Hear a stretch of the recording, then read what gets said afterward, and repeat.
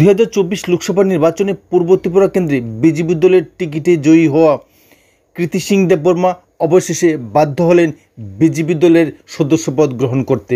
এখানে উল্লেখ করা প্রয়োজন যে 1 মাস অতিক্রান্ত হতে চলেছে, বিজেপি দলের সদস্যপদ অভিযান চলছে, কিন্তু সারা রাজ্যে ব্যাপক উৎসাহ উদ্দীপনার মধ্যে বিজেপি দল সদস্যপদ অভিযানে রাজ্যের সর্বস্তরের নেতৃত্বরা সেই সঙ্গে সকল কার্যকর্তারা যখন একযোগে ঝাঁপিয়ে পড়েছেন, ঠিক তখন পূর্ব ত্রিপুরা লোকসভা কেন্দ্রের সাংসদ তথা বিজেপি দলের বরিষ্ঠ নেত্রী কৃতি সিং দেববর্মা সদস্যপদ অভিযানে অংশগ্রহণ তো করেননি, বরং বিজেপি দলের সদস্যপদ নিতেও অস্বীকৃতি জানাচ্ছিলেন। এর পেছনে অনেকেই বিরাট রহস্য দেখলেও অবশেষে বাধ্য হলেন কৃতি সিং দেববর্মা বিজেপির সদস্যপদ নেত্রী।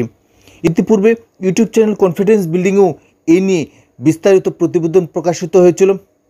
সার্বিকভাবে চাপে পড়ে বাধ্য হয়েছেন কৃতি সিং দেববর্মা বিজেপির সদস্যপদ নিতে।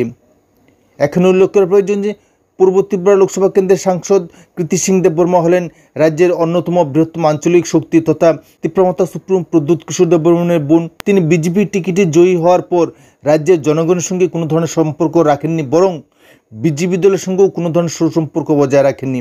সেই সঙ্গে বিজেপি দলের রাজ্য নেতৃত্বের সঙ্গে কোনো ধরনের রাজনৈতিক যোগসূত্র কিংবা রাজনৈতিক কর্মসূচিতেও অংশগ্রহণ করেননি, যার ফলে সারা রাজ্যেই বিজেপি কর্মীদের মধ্যে ব্যাপক সমালোচনা শুরু হয়েছিল যে তিনি প্রকৃত অর্থেই কি বিজেপির সাংসদ, তিনি কি বিজেপি দলের সদস্য নিয়েছেন, এ নিয়েও প্রশ্ন উঠতে শুরু করেছিল।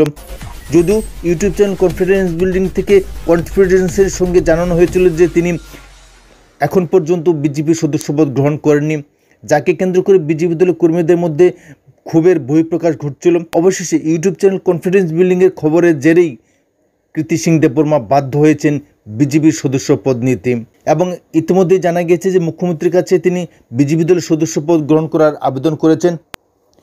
তবে বিজেপির সদস্যপদ নিলেও তিনি বিজেপি দলে কোনো কর্মসূচিতে অংশগ্রহণ করবেন কিনা বা অংশগ্রহণ করার জন্য কোনো ধরনের প্রতিক্রিয়া ব্যক্ত করেছেন কিনা সে সম্পর্কে এখনও বিজেপি কর্মীদের মধ্যে ধোঁয়াশা রয়েছে।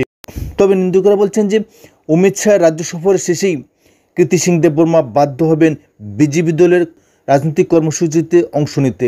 এখন দেখার বিষয় কৃতি সিং দেববর্মা সে ধরনের রাজনৈতিক কর্মসূচিতে অংশগ্রহণ করেন কিনা, বিজেপি দলের রাজনৈতিক শাস্তির মুখে পড়েন কিনা, সেদিকে তাকিয়ে রয়েছেন বিজেপি দলের সাধারণ স্তরের কর্মীরা।